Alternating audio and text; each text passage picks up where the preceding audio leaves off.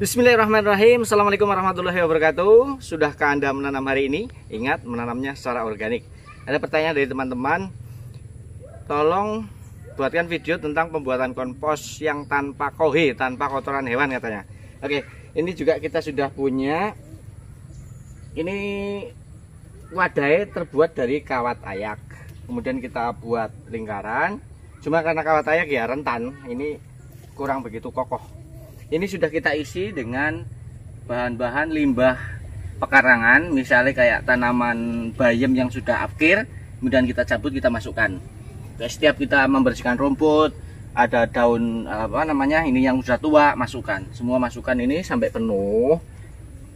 Ini harusnya disiram. Tapi karena sekarang musim hujan, masih sering hujan, maka tidak kita siram. Karena sudah langsung kehujanan, karena atasnya tidak ada atap. Nah, selain bahan-bahan tadi dari sampah lingkungan atau tanaman sayuran yang sudah afkir, kita bisa juga memasukkan sampah daun kering. Kita cari di pekarangan, sama ranting-rantingnya nggak apa-apa, masuk. Tapi karena ini udah penuh, tidak kita masukkan. Nunggu ini, biasanya dalam 1 minggu dia udah, yang di bawah mulai membusuk, dia akan turun, bisa kita tambahkan. Selain itu kita juga bisa tambahkan limbah buah. Ini kebetulan dulu yang minta nanas, limbah nanas, ini belum kita masukkan. Nah, ini limbah buah nanas, belum kita masukkan di sini. Nanti kalau ini udah turun bisa kita masukkan. Jadi apapun bahan organik yang kita dapatkan dari lingkungan bisa kita komposkan. Kemudian wadahnya bisa pakai kawat, bisa pakai karung, bisa pakai kotak kayu, bisa pakai planter bag, bisa pakai apa saja, atau tidak pakai apa-apa, langsung di tanah. Ditumpuk gitu. Yang penting disiram supaya lembab, seminggu sekali diaduk.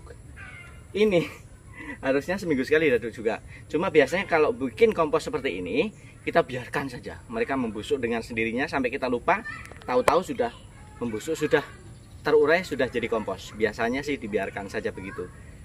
Dan ini mestinya tidak hanya 1 atau 2. Kita mestinya punya banyak. Karena limbah lingkungan itu setiap hari ada. Jadi bisa dari limbah dapur juga kita masukkan. Serutan kayu bisa. Apapun yang berasal dari tanaman dan apapun yang berasal dari kotoran hewan ternak, sapi, kambing, kuda, kelinci, ayam, entok, bebek, bisa. Tapi ini menjawab pertanyaan bahwa pembuatan kompos yang tidak pakai kotoran hewan itu seperti apa? Ya, seperti ini, kembali lagi tidak ada aturan. Tumpuk saja, kalau kering kita siram. Kalau mau seminggu sekali diaduk. Kalau nggak mau ya dibiarkan saja. Kalau punya bahan lain bikin lagi sebelahnya, terus gitu. Nanti kita lupa ini sudah jadi kompos sendirinya. Kita bisa langsung manfaatkan untuk mupuk bisa, untuk media tanam bisa, dan lain sebagainya. Oke, kita kebetulan ini nanti mungkin minggu depan bisa kita masukkan. Kita kebetulan juga punya koi kambing ya. Ayo sini.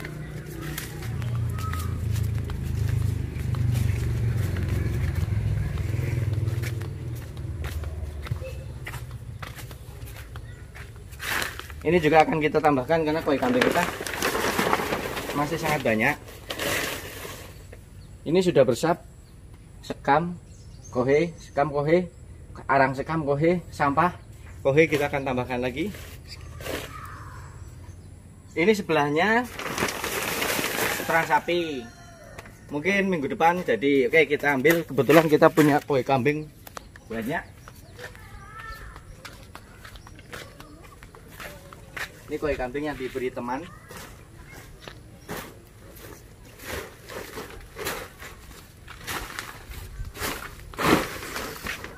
Oke. Ini kan bisa dilihat bahwa ini kering ya. Maka perlu penambahan air. Airnya nggak ada. Mana sih? Oke.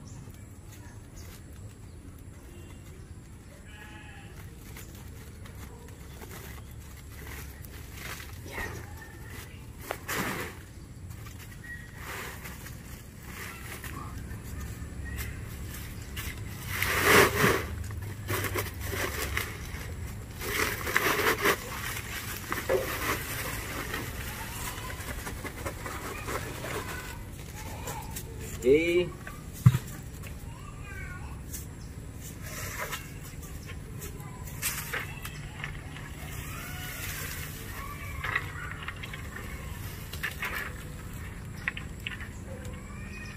Ngobol.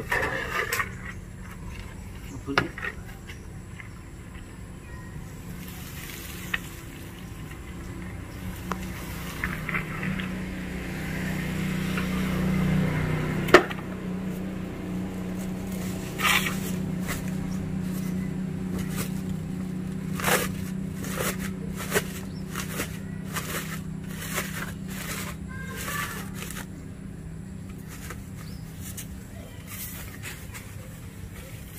Arang sekam.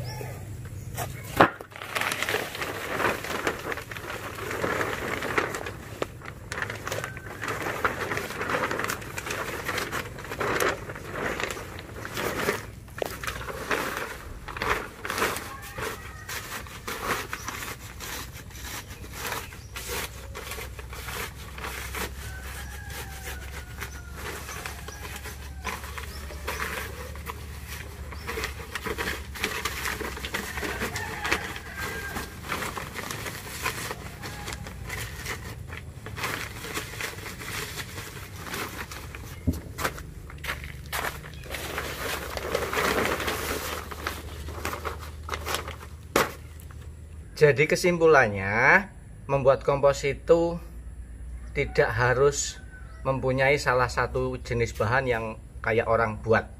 Kita buat bahan yang kita punya saja.